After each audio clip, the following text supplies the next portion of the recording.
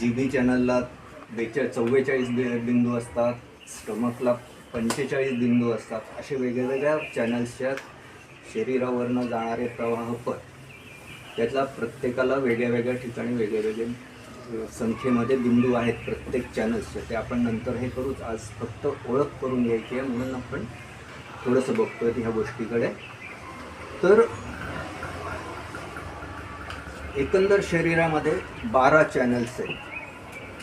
6 यीन आहेत, 6 यांग आहेत. आता यीन आणि यांगचे आपण नंतर सविस्तर चर्चा करू ज्यावेळेस आपण पुढे शिकले जाईल त्यावेळेस. तर त्यातले बरेचसे चॅनल्स आहेत. आपले 3 चॅनल्स आहेत, साधारणतः छातीच्या भागावरती सुरू होतात किंवा संपतात. आणि यांग चॅनल ते सगळे चेहऱ्याच्या गळ्याच्या वरती ह्या भागामध्ये सुरू होतात किंवा संपतात. जसं आता हार्ट चॅनल आहे, तो हार्ट चॅनल छातीवरती सुरू होतो बगलेमध्ये आणि बाहेरून येऊन करंगळीवरती संपतो. हा इथनं असा पाठीमागून येऊन करंगळीवरती आतमध्ये नखाच्या जवळ, आतल्या बाजूला, अंगठ्याच्या बाजूला नखाच्या जवळ म्हणजे रेडियस, तर तो संपतो. त्याच्यानंतर स्मॉल इंटेस्टाईन, त्याचं पेअर ऑर्गन आहे. तर त्याचा स्मॉल इंटेस्टाईनचा जो आहे तो नखाच्या म्हणजे करंगळीच्याच नखाच्या दुसऱ्या बाजूला तिथून सुरू होतो आणि खांद्यावर येऊन डोळ्याच्या तिथे संपतो.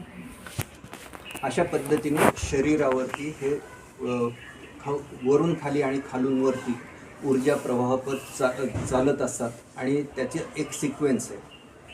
सुरुवात लंग्सपासून सुरू होते. लंग्स इथून सुरू होतो, अंगठ्यावरती संपतो. अंगठ्याच्या शेजारी पहिलं बोट आहे, तिथनं लार्ज इंटेस्टाईन सुरू होतो, तो येतो नाकावरती संपतो, नाकाच्या शेजारी इथे. त्याच्यानंतर स्टमक आहे, तो डोळ्याखाली सुरू होतो आणि पायाच्या अंगठ्याजवळच्या बोटावरती तो संपतो. अशा पद्धतीने येणे आपण संपूर्ण सविस्तर ज्यावेळेस सध्या चार्ट मला वाटतं दिलेले नाही आहेत तुमच्याकडे, आपण ते एकदा चार्ट घेऊन बसू त्यावेळेस ते तुम्हाला जास्त कनेक्ट करता येतील. ते एकदा समोर असले चार्ट असल्यानंतर आपल्याला ते व्यवस्थित शिकवते. आज आपलं काही आत्ता गरज नाही. तर आपण त्याच्यासाठी जे मॅडमने सांगितलं आपल्याला ॲनाटॉमी, आपलं कुठलंही आपण शेवटी डॉक्टर होणार आहोत, डॉक्टर ही डिग्री लावणार आहोत. डॉक्टरला ॲनाटॉमी जर नसेल तर काही उपयोग नाही डॉक्टरचा. तर त्याच्याबरोबरच आपल्याला ज्यावेळेस शरीरशास्त्र शिकतो त्याच्यानंतर मग आपल्याला हे मेरिडियन्स कळायला लागतील. कुठून सुरू होतात आपल्याला बरगडीच्या इथून सुरू होणार. लंग्स हा क्लेविकल बोनच्या ह्याचे प्रत्येकाचे लोकेशन्स ह्या रेफरन्सने दिलेले असतात. कुठल्या बोनच्या जवळ कुठे किती अंतरावरती तो तुमचा बिंदू आहे तो तुम्हाला शोधता आला पाहिजे. तो बिंदू जेवढ्या लवकर शोधाल तेवढं तुम्ही व्यवस्थित ट्रीटमेंट करू शकाल. जसं लंग मेरिडियनचा क्लेविकल बोनच्या साधारणतः मध्यभागी इथे पहिल्या आणि दुसऱ्या बरगडीच्या मध्ये तो बिंदू असतो. पहिला बिंदू लंग्सचा, तो हातावरनं पुढच्या बाजूने रेडियल साईडने येतो. लंग अंगठ्यावरती येऊन संपतो, अंगठ्यावरती बाहेरच्या बाजूला संपतो. तर अशा पद्धतीने हे सगळे हे केले जातात. प्रत्येक मेरिडियनमध्ये 5 महत्त्वाचे, आपलं शरीर जसं पंचमहाभूतांनी बनलेलं आहे तसं प्रत्येक बिंदूमध्ये पंचमहाभूत समाविष्ट आहे.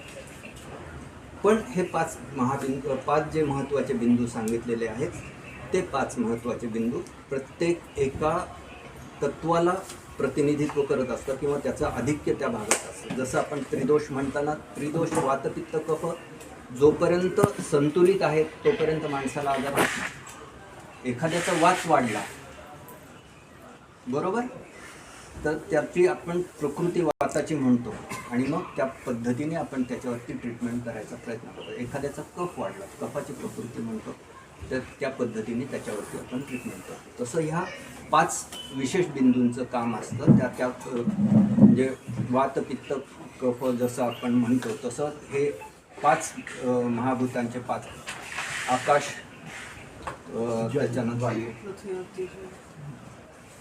आकाश, अग्नी, पृथ्वी, त्याच्यानंतर धातू आणि जल, अशी ही 5 तत्व आहेत चायनीजमध्ये.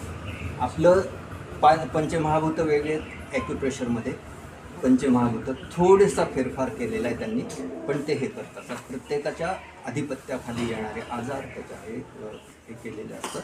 आपण हे ज्यावेळेस ॲनाटॉमिकली बघतो त्यावेळेस त्या प्रत्येक हाडाच्या सांध्याच्या जवळपास किंवा हाडाच्या उंचीपासून सांध्यापासून सुरुवात करून तुम्हाला ते किती अंतरावरती तुमचं तो पर्टिक्युलर पॉईंट येणार आहे याच्यासाठी आपल्याला ॲनाटॉमी येणं जास्त आवश्यक आहे। तर ते आपण पुढच्या वेळेस हे बघून थोडंसं जास्त सविस्तर केलं जाईल। आपल्या चायनीज ॲक्युप्रेशरच्या ही विद्या आहे, चायनीज फिलॉसॉफीप्रमाणे आपण म्हणतो। वस्तुतः ती भारतातनं तिकडे गेली आणि तिकडे डेव्हलप होऊन मग जगप्रसिद्ध झाली, अशी ही विद्या आहे। तर ती ज्यावेळेस आपण हे पंचमहाभूत आपल्या निसर्गोपचारात म्हणतो तसं हे चायनीज फिलॉसॉफी